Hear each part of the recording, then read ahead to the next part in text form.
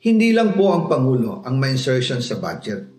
Pati po si Congressman Sandro Marcos, meron din pong pinapasok taon-taon. Lahat-lahat, ang kabuuan ay 50.938 billion pesos.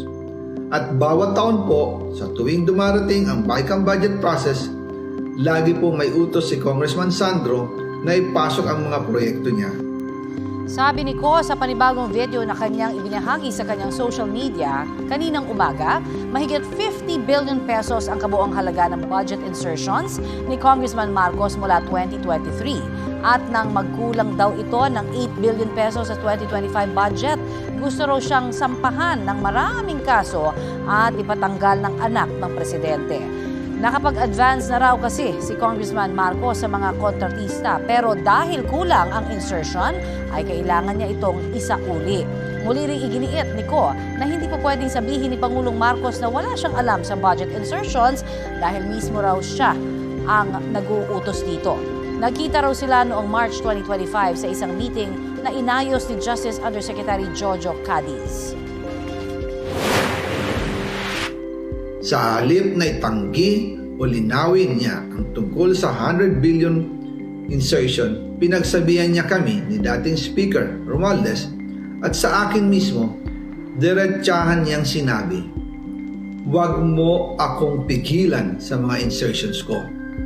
Huwag ka nang makialam sa budget."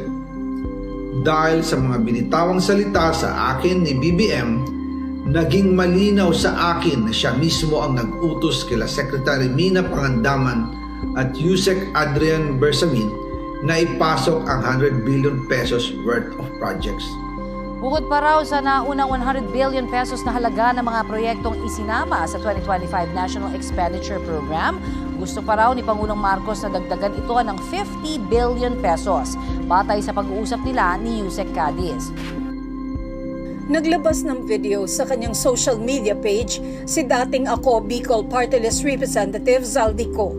Dito, muli niyang inakusahan si Pangulong Bongbong Marcos at dating House Speaker Martin Romualdez. 1 billion pesos ang personal kong naihatid. Ako mismo ang nagbigay ng pera, kasama ang aking driver at mga tauhan.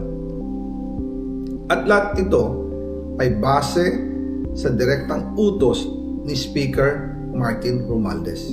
Ayon kay Ko, kauupo lang niya bilang House Committee on Appropriations Chair nang nakatanggap na siya ng utos mula kay Romualdez. Sinabi na agad sa akin ni Speaker Romualdez na kailangan ko makapag-deliver ng 2 billion pesos kada buwan.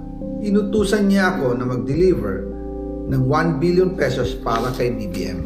Ibigay kay Yusek Jojo Cadiz dahil ito raw ang draft of point na malapit sa bahay ng Pangulo. Sinabi rin po sa akin ni Speaker Martin Romualdez na si PBBM ang nag-utos sa kanya na bilhin ang bahay para gamitin bilang bagsakan at imbakan ng pera mula sa mga SOP, collection at deliveries na para sa Pangulo.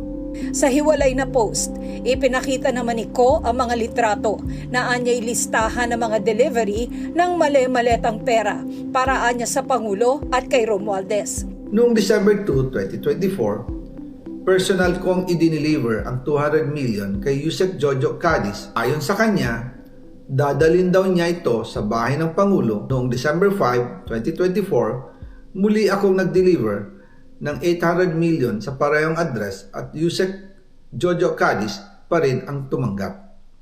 Sabi niya, iyon naman ay dadalhin sa bagong bahay ng Pangulo. Umabot daw sa mahigit 55 billion pesos ang naihatid niya sa bahay ni Romualdez. Madalas hindi nabubuo ang hinihinging 2 billion pesos bawat buwan ni Speaker, kaya iyan ang final total.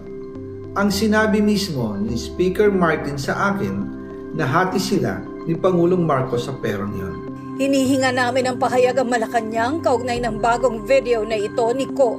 Pero sa isang press con, hinamon ni Pangulong Marcos si Ko na umuwi na lang sa Pilipinas at harapin ang kanyang mga kaso.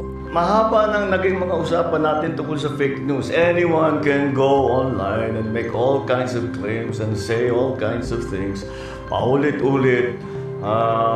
But it means nothing. For it to mean something, umuwi siya rito. Harapin niya yung mga kaso niya. Ako, hindi ako nagtatago. Kung meron kang akusasyon sa akin, nandito ako.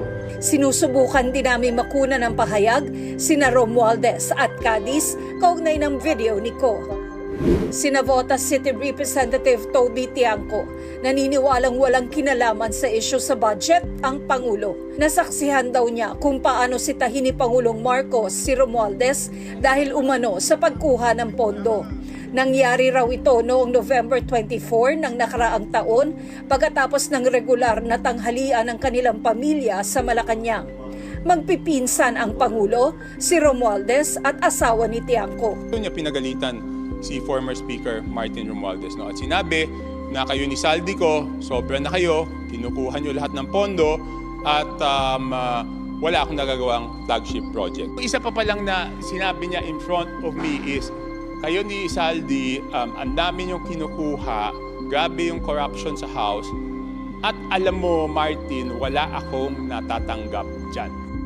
Sabi ni Tiangco na pag-alaman niya kalaunan na nagalit ang Pangulo dahil nagsumbong daw ang Japan International Cooperation Agency o JICA sa Pangulo na ang counterpart na pondo ng Pilipinas para sa mga proyektong pinapondohan ng JICA ay tinanggal sa pambansang budget.